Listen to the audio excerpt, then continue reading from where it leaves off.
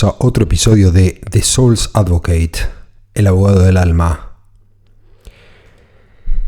Siguiendo con la energía de los capítulos anteriores, donde el lema Memento Mori me llevaba a sentir lo importante de conectar con la vida hoy mismo y de vivirla, se me vino la imagen de mi padre sentado en su sillón del living de mi casa.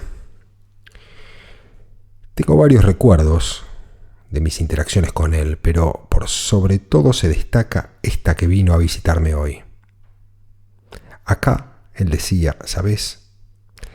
A la gente hay que disfrutarla en vida, hay que decir las cosas en vida, porque cuando uno se muere, y seguía diciendo, cuando se murió mi viejo, de pronto yo quería hablar con él y nadie me escuchaba. Nadie me respondía. En el cementerio hablaba, pero las piedras no me respondían. Esta imagen, estas palabras, se me quedaron impregnadas en mi memoria, estampadas a fuego. Uno hablando lo no dicho a una piedra y recibiendo el silencio de vuelta. Con los años, mi relación con el mundo de los muertos se reducía a las visitas al cementerio. Mi madre es más devota de visitar a los parientes muertos, creyendo firmemente que están ahí y que no solo es cuestión de respeto mantener sus tumbas limpias y floreadas, sino que también siente. Hay que visitar asiduamente, hay que despedirse, por ejemplo, cuando uno se da de viaje, porque ellos están ahí esperando.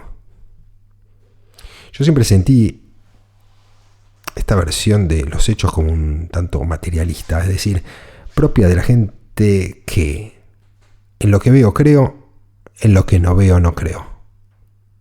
Y se ve que el resto de mi familia, por lo general, llámese hermanos, tíos, primos, no tiene esa necesidad imperiosa o creencia que tiene mi madre, solo ella parece tenerla. Y el otro día me acordé justamente de esto cuando comencé a ver una película que me sugirieron, la película Coco. Me dijeron, ¿no viste Coco? Cuando dije que no, me intimaron casi judicialmente a verla, me dieron un par de días y yo acaté la orden. Quien tenga hijos, indefectiblemente la habrá visto. Una película hecha en dibujos animados, basada en México, y que relata la vivencia de una familia mexicana en el contexto de las famosas festividades del Día de los Muertos. No solo muestra la película el respeto de las familias mexicanas con respecto a sus antepasados al recordarlos a todos y cada uno de los componentes de la familia, sino también muestra la firme creencia en cuanto a que ese mismo recuerdo los mantiene vivos. Poco a poco me fui metiendo en la trama de la película y cuando me quise acordar me encontré sumergido en el mundo de los muertos. El protagonista, Coco, que estaba bien vivo, se mete en ese mundo paralelo donde encuentra parte de sus familiares de generaciones anteriores. Allí todos y cada uno siguiendo con su vida en ese mundo paralelo. Esta aparente en un principio tontería fantástica, no resulta un tema menor. De pronto, un mundo paralelo montado ahí del otro lado, con todos los familiares andando por acá y por allá.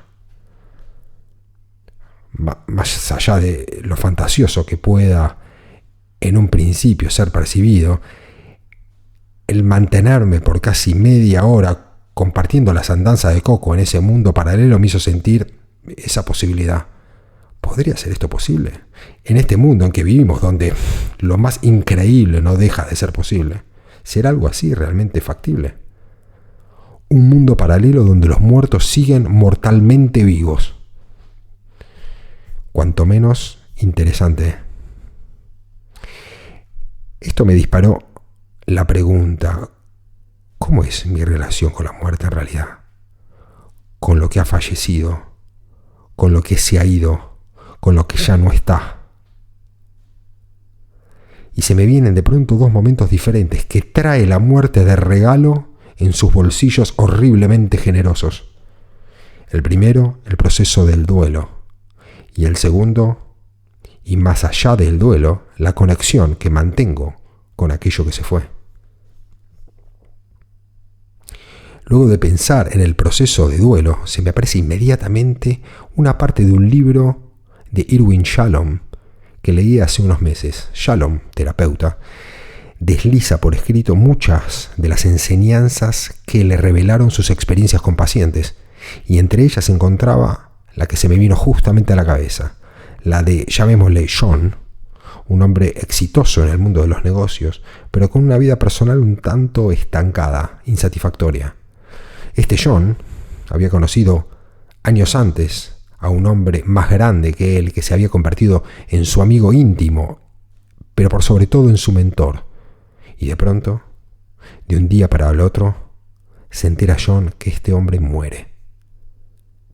Este acontecimiento, el que luego descubre que habría sido un suicidio y no una muerte natural, lo desconcertó de tal forma que lo llevó a iniciar terapia, proceso que finalmente destaparía la olla y abriría en John una vieja herida. John había perdido a temprana edad a su padre, quien se había ido de viaje de negocios y finalmente nunca volvió. La herida era tan grande que toda la vida creada por John en años posteriores se montaban como castillos de arena sobre esa herida que bajo las costras era pura arena sangrantemente movediza. Y yo, de pronto, mientras leía estas líneas, algo me sorprendió. Noto con sorpresa que me empiezan a correr las lágrimas por la cara. Paro la lectura, cierro los ojos y siento. Acá también hay una herida sin cerrar. Tal vez un duelo aún que hacer. Cuando murió mi padre, el shock fue grande. Y por diversas circunstancias decidí dedicar ese tiempo a cuidar a mi madre y a estar ahí para la familia. Yo que había perdido a mi padre, más allá de mis incontenibles llantos iniciales, no me había dado, en definitiva, ni cuenta de lo que realmente había pasado. Salté el hecho como un charco y me dediqué a crear castillos sobre esta herida. Esta faceta de la muerte, el duelo, no había sido vivida por mí. Y ahora de pronto mi cabeza me hace saltar como saltando otro charco, como escapando otra vez de la llamada seductora del duelo. A la siguiente cuestión abierta por la muerte, esto es, mi relación con aquello que se fue, mi relación con lo invisible, con lo fantasmagórico para hacerlo más hollywoodense. Y ni bien abro esta temática al aire mientras pregunto, una imagen se me viene a la mente como si hubiese estado esperando ahí, dando vueltas y vueltas hasta sintonizar conmigo, esta vez un hecho ocurrido en el cementerio. En una de las ocasiones en las que acompañé a mi madre al cementerio, una vez llegados, pasamos, como es costumbre, por la tumba más cercana al estacionamiento, la de mi padre. Y de ahí prosiguió la misma dinámica que otras veces. Mientras me quedaba yo ahí, en la tumba de mi padre, mi madre se dirigía a las tumbas de mis abuelos que quedan a unos 100 metros. Mientras miraba la cara de mi padre en la foto, recordaba nuestras charlas, sobre todo esta de la que hablé antes. En esos momentos se me metió una idea en la cabeza, así como de pronto, como se meten tanto las ideas buenas como las absurdas. Entonces, haciendo caso a esta idea interruptora, y mientras me alejaba de la tumba, le dije a mi viejo lo siguiente: si estás acá escuchando, si estás realmente acá, te pido que cuando vuelva de la tumba de los abuelos, como señal de que estás presente, te pido que haya un pajarito parado en la lápida de la tumba. No sé cómo se me ocurrió esta ridiculez, porque pocos pajaritos estaban dando vueltas y esta zona, siendo la nueva del cementerio, carece de árboles crecidos y por lo tanto de mucha circulación de pajaritos. Lamentando el hecho de tener una idea tan destinada al fracaso, me fui a alcanzar a mi madre, la ayudé con algo del mantenimiento de las tumbas y regresamos. Así, mientras regresábamos, mientras caminábamos de regreso por el camino de piedras, La tumba se iba divisando de a poco a lo lejos, la tumba de mi padre. De pronto, mientras crujían las piedras del piso, ahí veo, o creo ver, bajo la espuma de la distancia, que sobre la lápida había algo. Mi cabeza negó firmemente toda idea de lo que pronosticaba. No creía en absoluto lo que veía mis ojos y por un momento me acusé a mí mismo de crear ilusiones ópticas para colaborar con la paz de mi alma.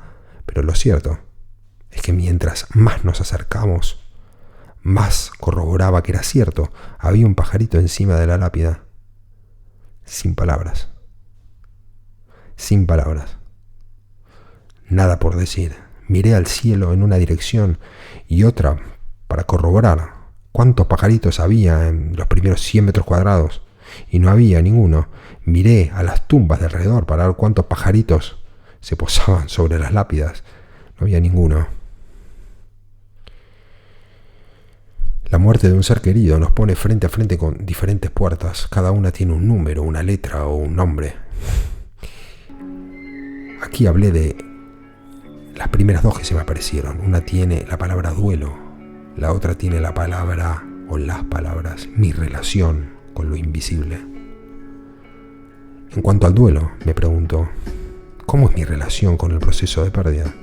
Me meto de lleno con el dolor, miro adentro del dolor, enfrento y acepto la realidad tal cual es.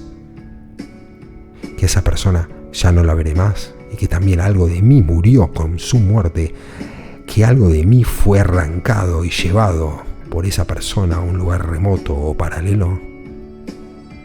Y por otro, la segunda puerta, mi relación con el mundo de los muertos. Muchos mexicanos creen aparentemente que sus familias siguen viviendo en un mundo paralelo al que ellos alimentan con el recuerdo. Mi madre siente que sus familiares siguen ahí, esperándonos. Mi padre, por su parte, decía desde su sillón que cuando él hablaba con sus muertos, nadie aparentemente respondía. Mi viejo decía eso décadas atrás, reposado, convencido en el sillón. Y me pregunto, ¿qué dirá él ahora? Porque mi experiencia con él, décadas después, fue un tanto distinta. Bienvenidos a otro episodio de The Soul's Advocate, el abogado del alma.